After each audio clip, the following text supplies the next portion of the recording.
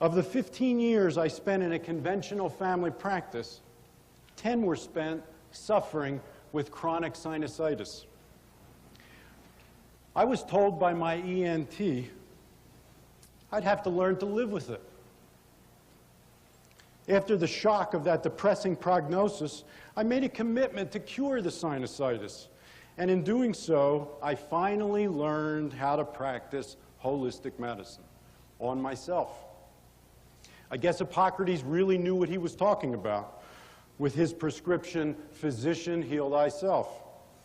To train as a healer or a holistic physician, it's the only path open to us. But it was not my sinusitis alone that put me over the edge and ejected me from the safe and secure confines of my successful family practice.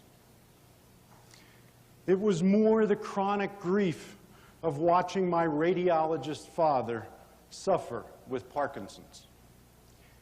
His dying was a 25-year inexorable, painstaking, and heartbreaking shuffle to his death almost 4 years ago. Just as I was finishing medical school and was finally able to share his profession, his identity, his passion, the vitality, the life force energy of this contented and confident man with whom I was so tightly bound, was extinguished. Just like that. For a quarter century, I watched him place all of his hope in the arms of his beloved medical profession. But all the neurologist and Cinemet could do for him was provide a few hours of a modicum of mobility. The fear of change was so overwhelming that when I offered mild alternatives like supplements, physical therapy, massage, he never responded.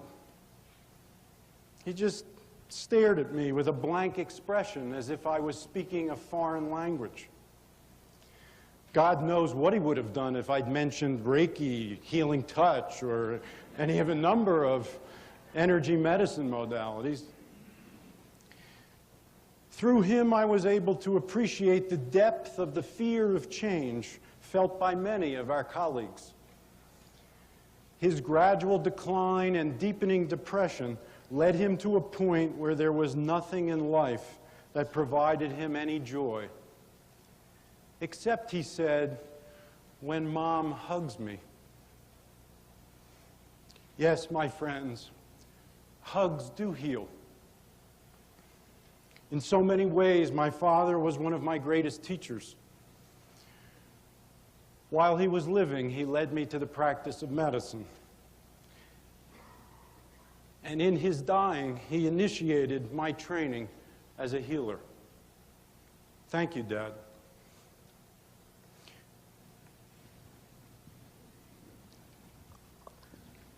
The American Holistic Medical Association provided the bulk of my training. A professional group of holistic healers founded here in Denver in 1978. It has served as the sole educational organization for holistic medicine, while also providing a support group for kindred spirits, many of whom are here today. I'd like to encourage you at the breaks to introduce yourselves to the people sitting next to you. You never know, you may leave here with a new friend as well as a new practice.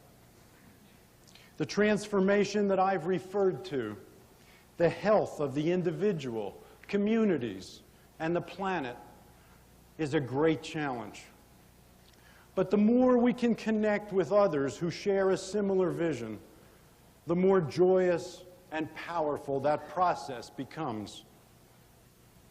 It was never the intent of the AHMA to create a new specialty. Just as with A.T. Still, Samuel Hahnemann, and other medical pioneers, it was always our objective to contribute towards the evolution of the art and science of medicine, to create a new state-of-the-art. Throughout the 22-year history of this organization, one man held the vision that is becoming a reality this week. Bob Anderson was a founding member of the AHMA, its 5th president, and a permanent